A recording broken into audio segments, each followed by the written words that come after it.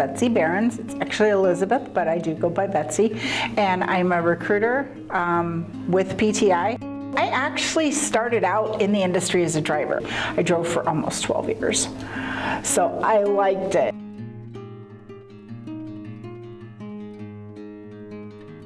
For somebody that's got family, and for my husband being away, it's hard. You know, you're out there, you're by yourself, you're doing a new job, and I know the exhaustion level is unreal. People think, oh, I'm just gonna hop in this truck and I'm gonna drive 11 hours and it's gonna be fine.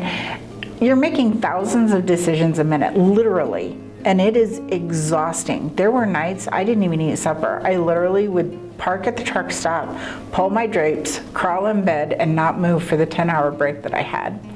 Because you are so tired, and it's work that you're not accustomed to doing. It's like anything else that you start new, your body kind of has to relearn how to function. Your brain has to relearn these tasks that, you know, everybody drives a car, so they think it's not a big deal. But the exhaustion it's unbelievable. It is so tiring to do this job.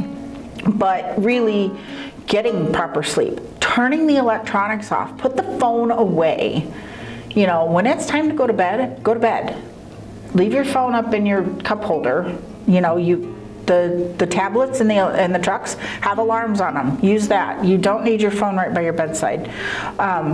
Eat properly. Don't go eat a high carb, you know, pasta and potato meal and then expect to get behind the wheel and drive without being tired. You know, eating raw fruits and vegetables, they're crunchy, they're crisp, they're a good way to wake up and stay awake. An apple is a great way, you know, so making your food choices count.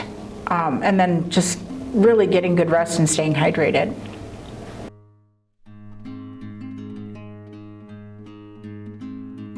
Being away from home, it's isolating, you know, and you can't talk while you're driving. I mean, you've so many other things to focus on. Being on the phone just isn't something that's feasible.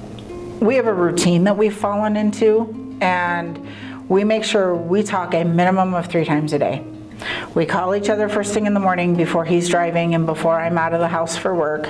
And then whoever goes to lunch first, whether he's at a shipper or he can take a break.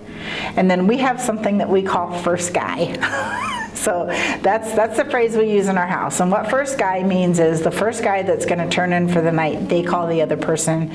We do our daily recap. Hey, how did it go? What happened? He will let me know what his tomorrow looks like, so I have a rough idea of where he's going to be and when. So we're very good at keeping our scheduled contacts, and that really helps, having an established pattern.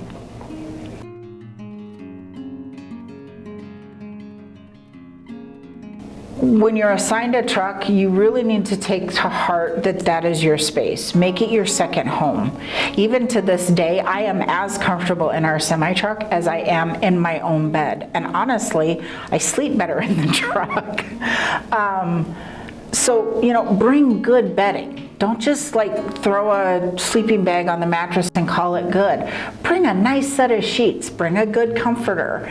You know, make it your home away from home, make it comfortable. Make sure you have all your medication. You never know what's gonna happen, so bring extra meds. Meds are important to have anyway. And then think about your food. Are you gonna eat out? Are you gonna eat in truck stops? We don't recommend that. They're high carb, they're usually not the best of food. You know, bring a refrigerator. Our trucks have 1500 watt inverters. Make sure that your refrigerator fits that, but bring a fridge. We have, in our truck, we have a lunchbox stove. They look like an old-timey lunchbox, that's why they're called that. But they get up to like 350 degrees, and you just plug them into an outlet, like the cigarette outlet or the 12 watt inverter, and my husband makes a hot meal for himself every night. We've come up with these recipes. We have something called truck chili. He takes and chunks up ham and cauliflower and puts cheese on it and lets that cook for an hour so that he's got a hot meal at the end of the day. And that helps keep him out of the truck stops because he eats cold food the rest of the day. He eats a lot of raw veggies and nuts, and he eats boiled eggs for breakfast. You know, very easy to eat on the road type of foods. But when he stops for the night, he wants a hot meal. I mean, everybody wants a hot meal. So find a way to pack what you need. You know, like I said, we've been doing this for so long, we have a routine now. You know, we chop up all the vegetables, everything is prepackaged and ready for him. So in the morning, all he has to do is pack his lunchbox out of his fridge. But those are the kind of things that are gonna make or break it for you.